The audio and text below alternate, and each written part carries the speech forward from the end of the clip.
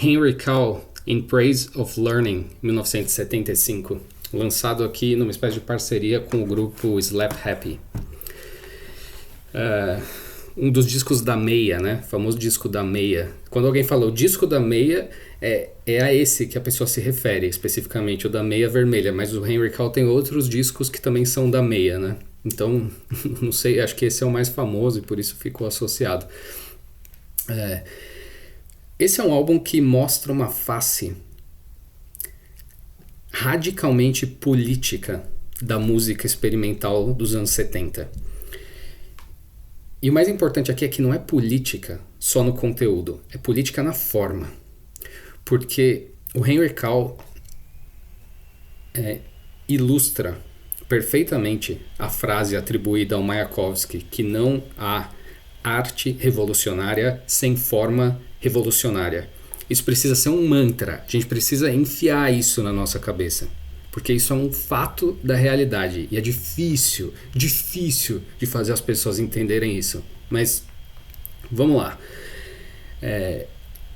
A ideia do Henry Cowell aqui é essa mesma das pessoas que entendem essa frase, que se a forma continua obedecendo aos hábitos da indústria cultural, a arte revolucionária fica incompleta. Porque a arte, nesse caso, que segue os hábitos da indústria cultural, pode ser ainda progressista, sabe? Pode ser... como é que se fala? Poxa, as pessoas usam muito uma palavra que é essencial, incontornável, necessário, né?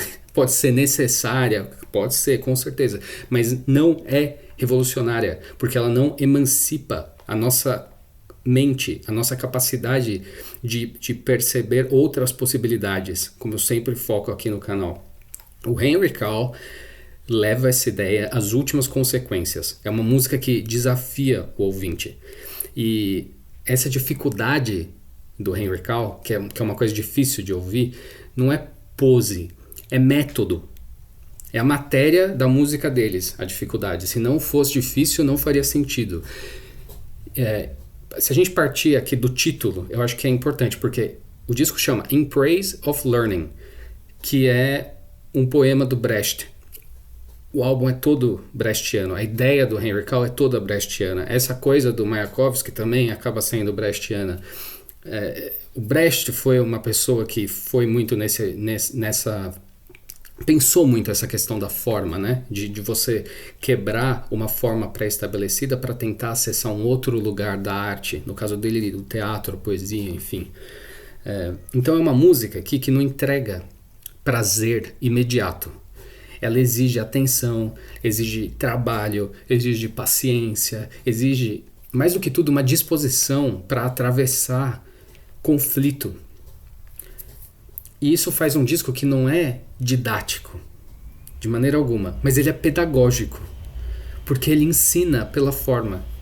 Ele obriga o ouvinte a reorganizar a maneira de escutar. E depois que você reorganiza a sua maneira de escutar, você pode voltar em todos os vídeos aqui do canal e reescutar os álbuns de novo, porque tudo muda, tudo passa a fazer um outro sentido, um sentido muito mais interessante, por sinal.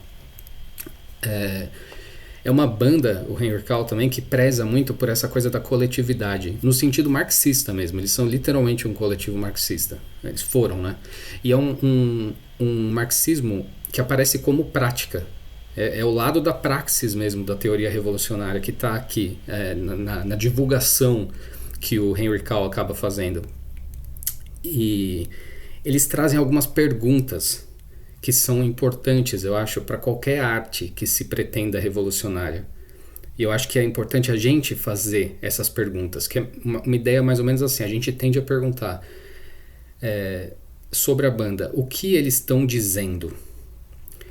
Só que eu acho que é mais interessante a gente continuar fazendo perguntas como como nós da banda estamos trabalhando, como nós estamos tocando, como nós estamos distribuindo as nossas funções dentro da banda, como nós estamos circulando fora da indústria, como nós estamos exigindo essa outra forma de escuta? São perguntas que o artista se faz de dentro quando existe essa fundamentação extramusical, que é o caso aqui. E nisso, o Henry Cowell não soa como uma banda de rock normal, só que com alguns elementos sofisticados.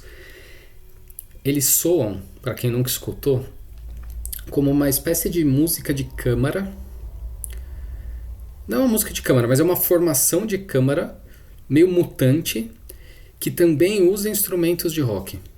Então, tem aqui um membro fixo do Henry Cowell, é a Lindsay Cooper, que ela é fundamental. Ela tocava fagote e oboé no grupo.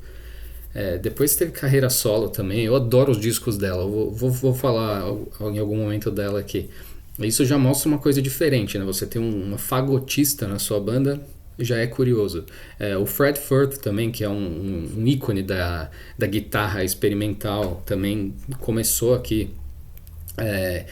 Então eles trabalham muito entre o rock, a música contemporânea, o free jazz também, essa coisa de uma improvisação mais livre, a coisa do teatro político. E eles fazem nesse álbum especificamente uma colisão com o coletivo Slap Happy, que traz a Dagmar Krause, que é uma cantora, e ela é fundamental aqui nesse álbum, porque ela vem de uma tradição vocal alemã muito específica e muito saborosa, curiosa, que é uma coisa teatral, bem brechtiana, de cabaré, que remete muito a Weimar, remete muito a ironia. É difícil de explicar, é um canto incômodo, só que ele é incômodo justamente porque ele é deliberadamente não conciliador. E isso é profundamente brechtiano, né? É uma voz que ela tem muita técnica, só que ela não quer só emocionar, ela quer fazer o ouvinte pensar, ela quer deliberadamente também impedir uma identificação fácil. Ela quer manter o ouvinte acordado. E por essas e outras as vezes o Henry Cowell soa, como as pessoas falam, para poucos, né? Porque essa recusa a facilitar a escuta, facilitar demais, seria acabar reproduzindo a lógica da mercadoria cultural. Isso não faria mais sentido pro projeto deles, porque a música precisa resistir, precisa criar atrito. E por essas e outras, o In Praise of Learning não é só um disco, é uma concepção de música que envolve não só a música que está no disco, mas tudo que está em volta mesmo do que esse coletivo criou, né? O Rock in Opposition, que é a cena, eu acabei nem falando disso, mas é a cena da qual o Henry Cowell, não da qual eles saíram, mas é a qual eles estão relacionados. E foi meio que uma tentativa também de criar um outro circuito, né? Um circuito, essa coisa, em oposição mesmo. E nisso eles formaram outras alianças, né? Diferentes com bandas europeias, tipo, sei lá, o Univers Zero na Bélgica, ou enfim, bandas suecas, tipo San La Mamas, não sei o que, nunca sei falar o nome dessa banda. Dentre outras aí de Rock in Opposition, é um gênero, entre aspas gênero, né? Uma filosofia musical que acabou formando uma cena que vale a pena buscar, que eles sempre focaram nisso, sabe? Em outras também formas de circulação, uma outra relação com o público, uma outra ética musical. É isso que fica, eu acho, de tudo que eles fizeram. E eu acho que a ideia veio muito de uma época em que o rock progressivo estava no auge, e eles queriam fazer um rock que fosse progressivo, só que não só na música, mas na maneira como se organiza uma banda e tudo que envolve a banda, tipo fazendo assim mesmo aquelas perguntas que eu comentei. E por essas e outras eu foco muito nisso, que é uma dificuldade que não é pose, é método. Todo o projeto do Henry Cowell faz sentido. As coisas assim convergem aqui. Mal falei da música do disco, mas é só escutando mesmo para entender melhor. Fica aqui a minha recomendação para quem nunca ouviu. Henry Cowell, In Praise of Learning.